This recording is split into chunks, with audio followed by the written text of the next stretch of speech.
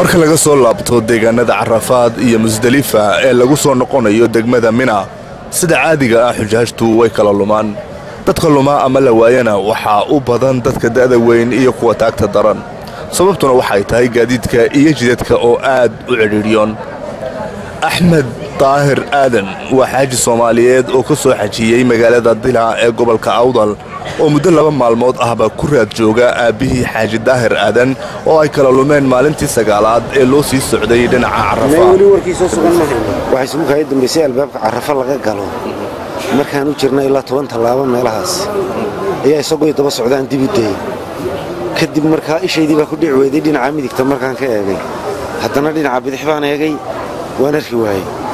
kadib markaa dib baan u yar noqday waxoogay marka maalintii 9aad ee Carafa la tagay maalintii 9aad ee Carafa la galiyay 2 maalmood buu maqan yahay iyo 2 habeen maalinta iga halaabay iyo habeennimadeedii shalay xalay marka ilaa walina wax wara kama hayo xaajigu imsajir buu ahaa wuxuu ahaa 60 jir meelahaas xageed ka soo xajideen adiga aab waxaan ka soo xajinay gobolka Awdal magaalada Dila la yiraahdo magaalada Dila ka timaada waa gartay iminka cid wax kula qabatay gudigii qabanqaabada xajka Soomaaliyeed iyo mas'uuliyiintii waxba yaraatay wax dadaali ma jira may wax dadaala kama hayo waxba adigu ma la xidhiidhay dhowr jeer waan u sheegay kullay meelay xidhiidhkii dhinaca luuqadda ayaa aad u hawl badan ma garanaysaa oo nimanka wadanka ka mas'uulka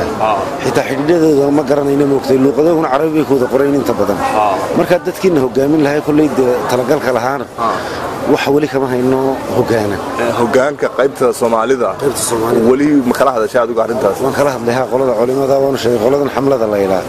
maxay ku jawaabeen kullay waan raadinaynaa wax ka badan kama hayo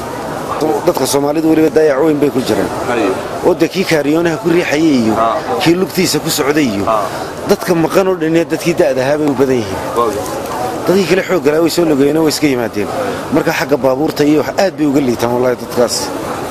marka waxyaalo badan bay u baahan habayn badan oo loo baahan yahay way jirtaa laakiin dadku aad bay ay xagga baabuurta iyo hogaanku aad buu uga qaldan yahay oo kolkaan ay Soomaalida cid ka mas'uuliyo ma jirto dhinaca kale waxa aanu mikrofoonka hor qabanay qaar ka mid ah madaxda guddiga qabanqaabada xujayda Soomaaliyeed si aanu u ogaano heerka uu gaarsiisan yahay dadaalkooda ay ugu jiraan baadidoonka xujaajta maqan runtii waxa weeye sida xujaydu sheegeen 2 maalmood ee maalinka ciidaheeda shalay iyo maanta oo kale dad fara badan baa lumay sida caadada markii koobaadna ma aha sanad walba dadku way lumaan